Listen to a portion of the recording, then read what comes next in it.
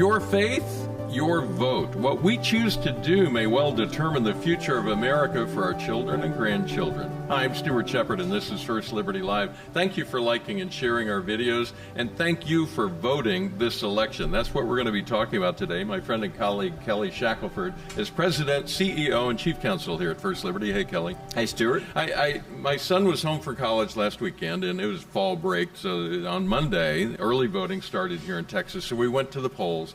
And I know people have different opinions about early voting, but we're in Texas. You have to show ID. It's in person. There's a paper ballot, so I think we're okay down here.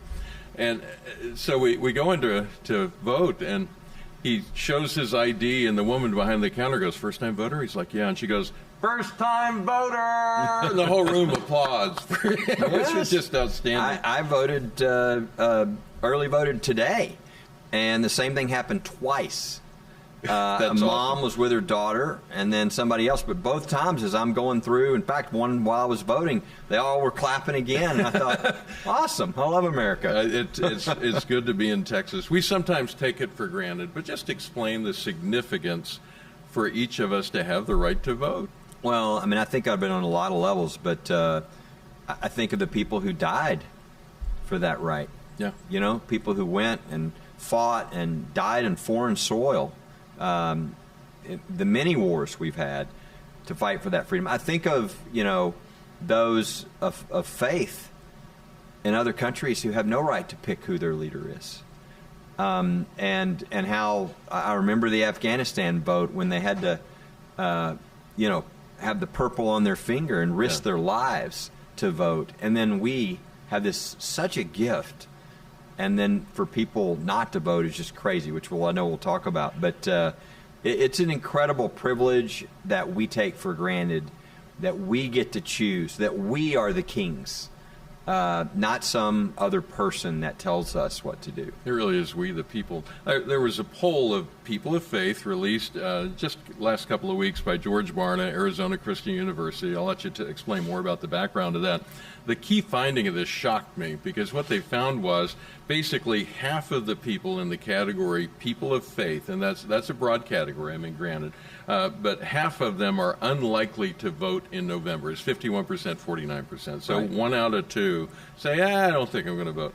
In the category of born-again Christians, and Barna has a little way that he determines who he puts in that category, born-again Christians. So he's trying to narrow it down to people who are serious about their faith. 41 million are unlikely to vote. When you hear that, what's your reaction? It's shocking. It's hard to believe, for people who are born-again Christians. I know another category was 32 million who are born again and go to church. Regular churchgoers. Yeah, so that's like not twice a year. The 32 million are saying they're probably not going to vote. It just shows, I think, ultimately that there really needs to be better teaching about the civic duty, responsibility to vote, to be a good citizen. And there's just so many of these concepts I think people have got confused about. But it's shocking. Now, the good news is the other part of the polling that says what changes huge numbers of those people. That are really easy things. And that's what I want to get to, because it's easy to fall into scolding. Right. We don't do that. What Right. we want to do is encourage people to motivate them to Right. actually get out and cast a ballot, register Yes. to vote and cast a ballot. So what changes people's minds? Well, number one, if their pastor, and this is, by the way, why I asked George Barna to ask this question about people planning not to vote. And to be clear, we commissioned the survey along with our friends at Wall Builders. Yes. Yeah. And I wanted to know, because I had a feeling it was going to be much higher than people expected. And I wanted pastors to be able to know this so that they would have time to talk to their congregation about not who to vote for, but the biblical responsibility to vote. And in fact, it's not just, it's a privilege. Yeah. It's a blessing, right? And so I've seen that already. I've seen a lot of pastors start to speak out at their church on this and encourage her in really beautiful ways. But one of the results from the polling was, of those 41 million born-again Christians who said They're likely not to vote. Yeah. 15%, no, 17%. 17% said that they would go vote if their pastor talked about it and said that they should. Wow. And so you do the math there. 7-8 million. Yeah, I mean, you're way over. I mean, talk about affecting the election. 1 million changes the election, right? I mean, the last election was 10,000 in one state, and you add it all together, it was like maybe 500,000, 600,000. They're talking about millions. The other, though, is just friends and family. It's like 14 or 15%. If you ask and say, hey, you should go vote, you want to go vote, 14, 15% said they would do it if their family talked to them about it. So it really is easy to affect this, but there really is a lot of, I think, confusion when you looked at why they said they wouldn't vote. I'm not really into politics, or I'm not really comfortable with either of the major candidates for president. And we're going to talk about that. Yeah, all these things, and it's like all of them show just a misunderstanding of voting and why you should vote, and how the fact that it really does matter. I mean, again, the number one reason was it won't have any impact. You're like going, have you not watched the last few elections and how close they were? Yeah, and how much difference there is between the two ways of looking at the future of this country. I mean, yes. we're literally deciding the future of the country. But as we speak, we're coming to you live from our headquarters here, just north of Dallas, streaming out online as we go. We have 2 Sundays between now and Election Day. You've touched on it a bit, but let's talk about what can happen at churches. And I don't want to go, we went in depth on this a few weeks ago, but I just want to summarize what's okay for churches to do on a Sunday in these next 2 weekends before the election. There's a lot. I mean, really anything any pastor would want to. I mean, number one, can the pastor talk about that there's an election and talk about biblically whether people should go and vote? Well, sure they can. Can they talk about the issues and bring the Bible to bear to those issues? Unquestionable. Nobody would question that. Not even the IRS would say, "Oh, wait a second, can't do that." Yeah. Can they register people to vote if they're within that time in their state? And there's some states that you required a little time, some not. Yes, they can. Some let you register day of, so it's not too late in those states. They can do that. They can, in some states. I know Pastor Jack Hibbs, at his sermon last weekend when he encouraged his people to vote, they actually have ballot harvesting there, where they literally could vote in the church, and the church would collect them into a box. Yeah.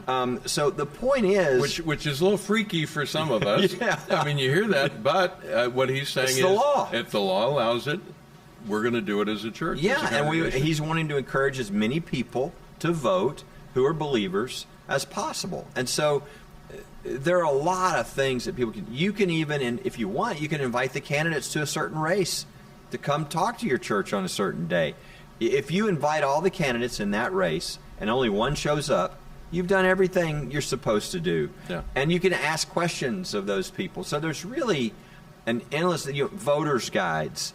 Those have been, declared fine and legal for years. If they're nonpartisan. Yeah, I mean, it can't be fake. It can't be, well, we're going to ask one question and we're going to say this guy's the good guy and this guy's the bad guy. That's not a voter's guide.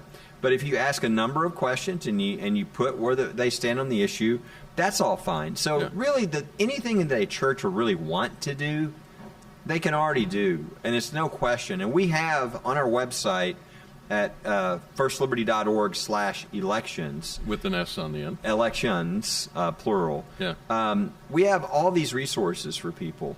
A one-pager on what your church can do, just if there's somebody who's fearful for some reason, which they shouldn't be. We have a situation that compares, the two presidential candidates on a wide number of issues that people who go to, worship would want to know about those issues. And they're not, I mean, there's no question that these are where these people stand on the issues. We have a deal on the Supreme Court cases that have just happened, and how the picking of judges, which is your president and the senators, I have to confirm, how that affects so many issues that you really care about, way beyond what people tend to think of in politics. So we even have commercials, 30-second commercials, which we've done that are totally 501c3. They're totally able to be shown. Yeah. You can show them in your church. They're showing on TV stations in places around the country, but it's just things like, I think of one with a little girl sitting down, and you see these issues in the background, and really the message is your faith, your vote, her future, which kind of just helps you realize, okay, it's not just about whether I like the candidates, it's about the future, and I'm stewarding this not only for me but for who comes after me. And so there's real simple things like that that help people get beyond the typical personality contest situation that people can get into. And the one thing in particular that the IRS says you cannot do from the pulpit is endorse a candidate or say, don't vote for this candidate.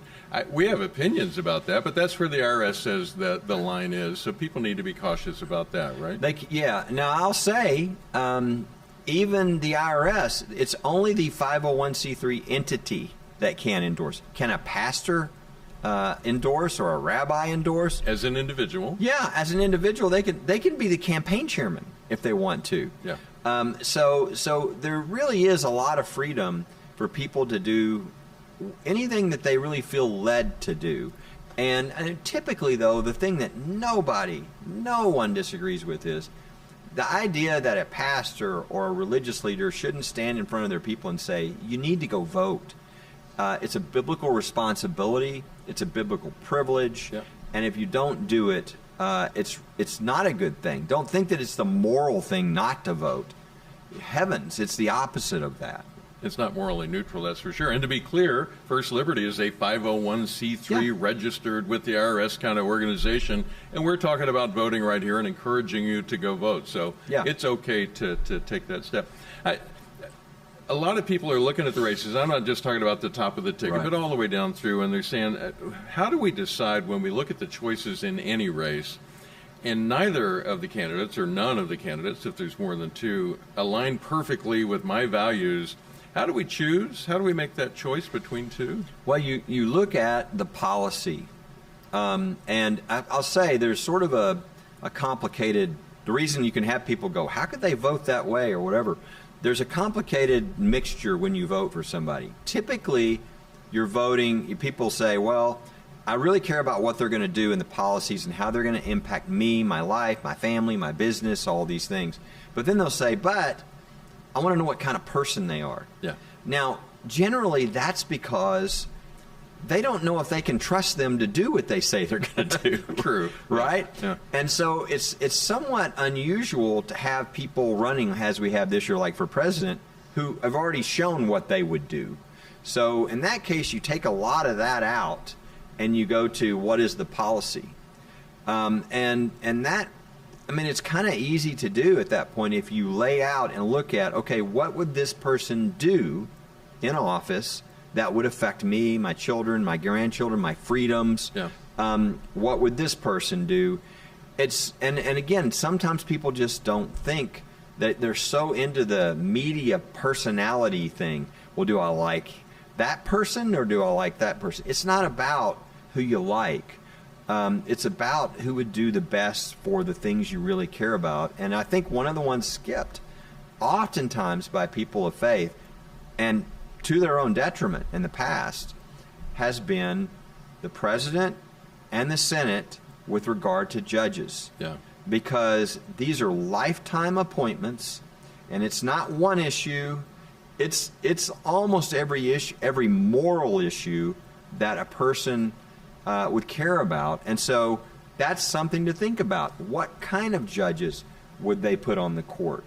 The Senate, the president, what kind of people? Because that can really shift where you're going to go with regard to so many, whether the issue is abortion, the issue is religious freedom, bureaucratic power of the administrative state. Yep. I mean, there's just a long list of these things that people really care about, but they don't realize that it all comes down to, a lot of times, a lot of these decisions that are determined by the courts. And the separation of powers puts a perfect balance between the White House and the Senate when it comes to putting people on the Supreme Court.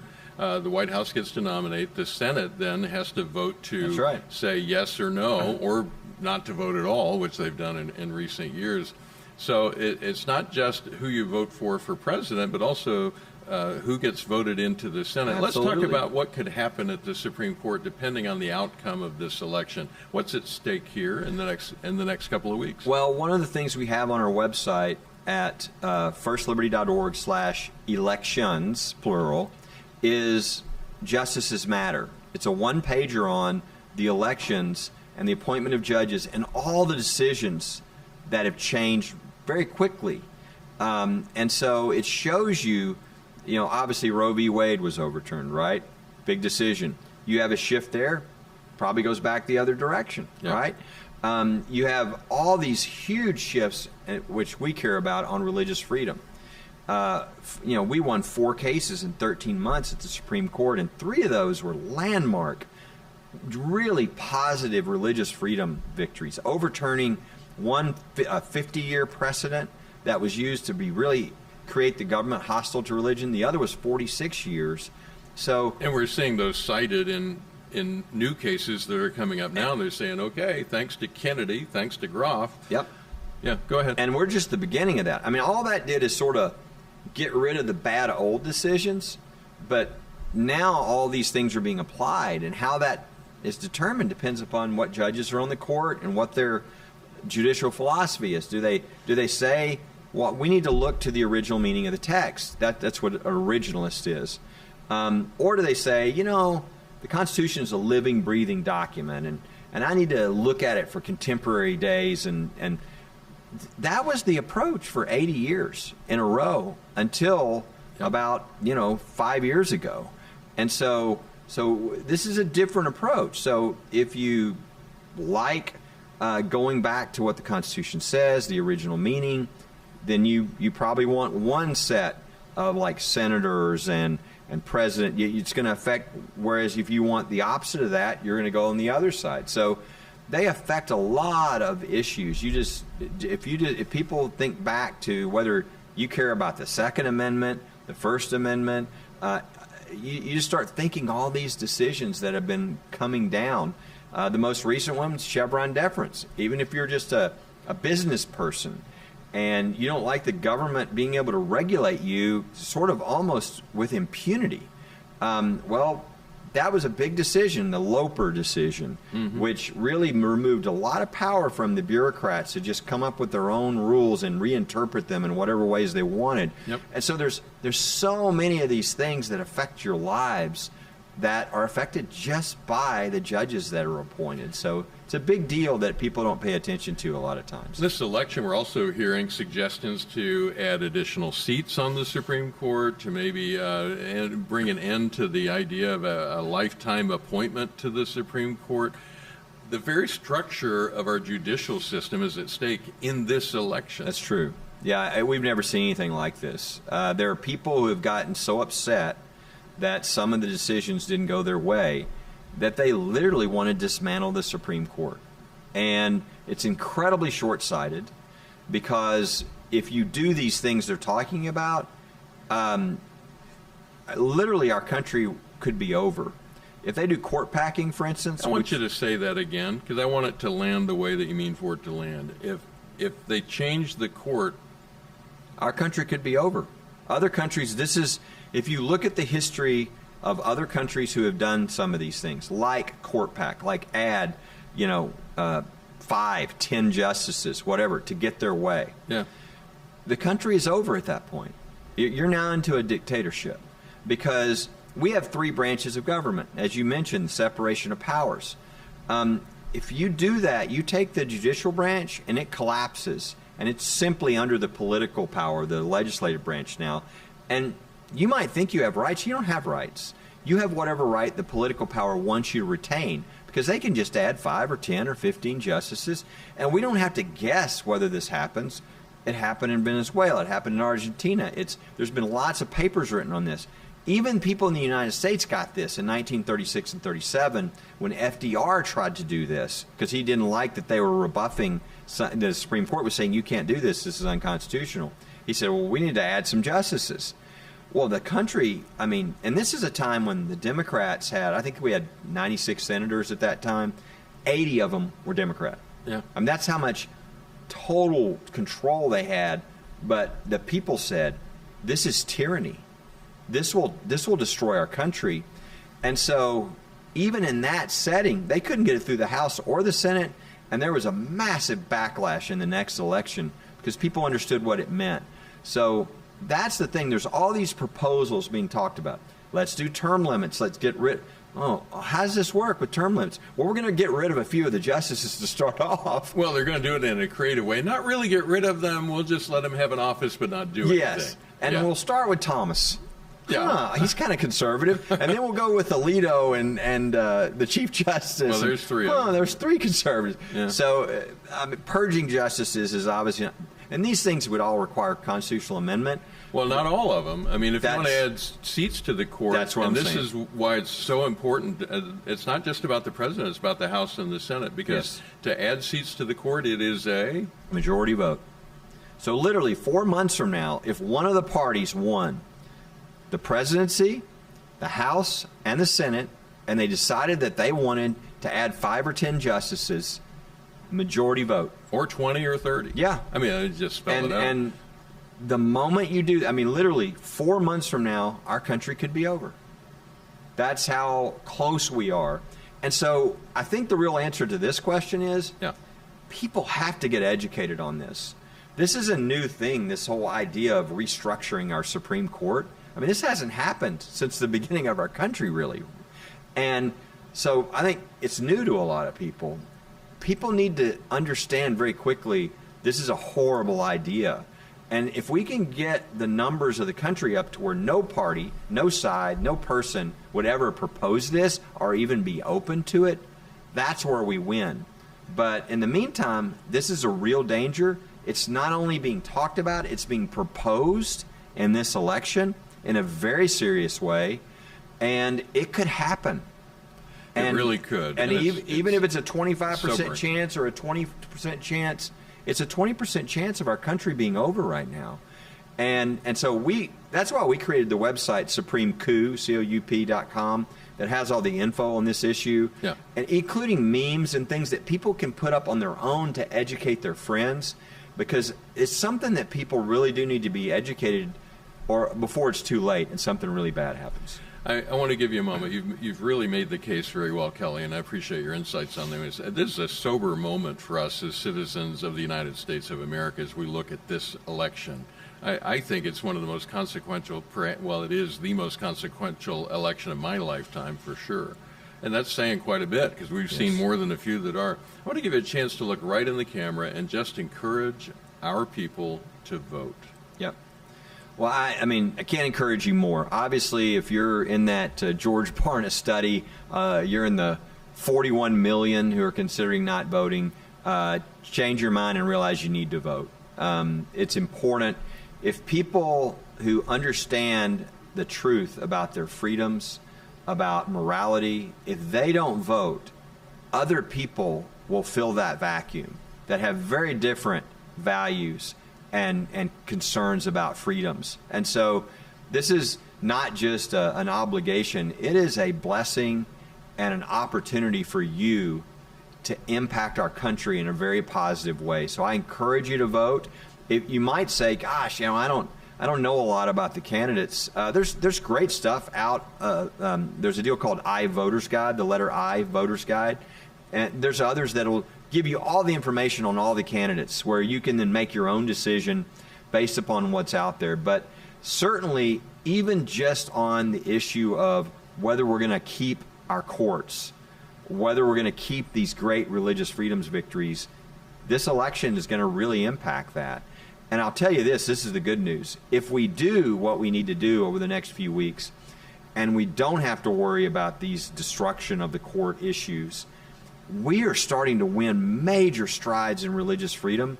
And what's going to happen over the next 10 to 20 years, I think is going to be incredibly positive. So thank you for being a part of that effort that we're doing as well, because I see great opportunity ahead. Very good. Kelly, thank you so much. Lots of good stuff in there. I want to reiterate, if you're wanting to get some of the information he's talking about, the one website link is firstliberty.org/elections with an S at the end, firstliberty.org/elections. And the other is supremecoup.com. That's COUP for coup, supremecoup.com. First Liberty Institute does one thing. We defend religious freedom for all Americans, and if that resonates with you, we encourage you to support us here.